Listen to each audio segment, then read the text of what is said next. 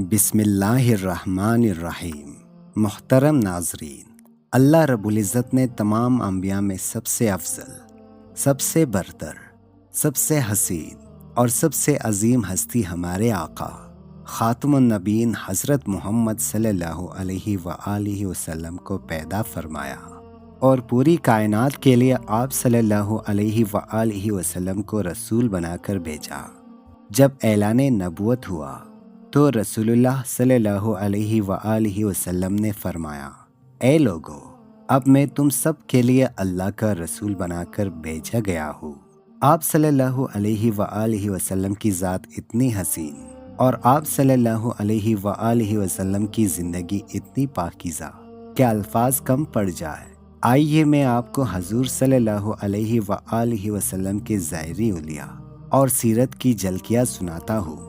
ہجرت کے موقع پر جب آپ صلی اللہ علیہ وآلہ وسلم مکہ سے مدینہ کی طرف روانہ ہو رہے تھے، راستے میں ایک جگہ بھوک لگی۔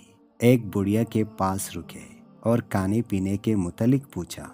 وہ کہنے لگی، بیٹا، نہ کچھ کھانے کو ہے اور نہ پینے کو، بس ایک بکری کھڑی ہے جو بالکل کمزور ہے۔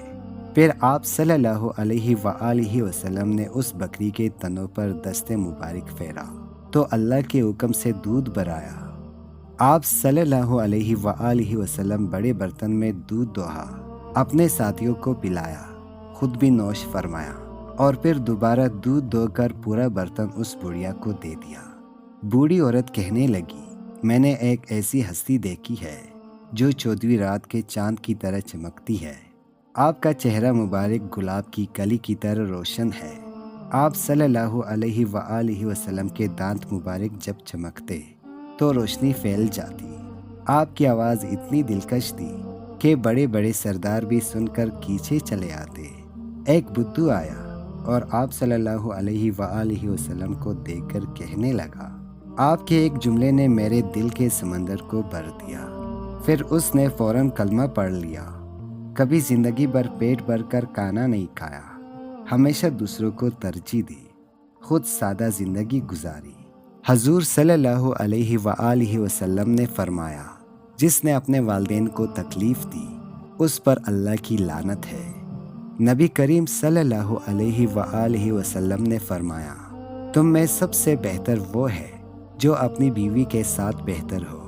نبی صلی اللہ علیہ وآلہ وسلم نے پیدائش کے وقت بھی سجدہ کیا اور آخری وقت میں بھی امت کو نماز کی وصیت فرمائی۔ 4 چیزیں اپنا لو، نماز قائم کرو، سچائی اختیار کرو، اچھے اخلاق اپناؤ، رزق حلال کماؤ، یہی کامیابی کا راز ہے۔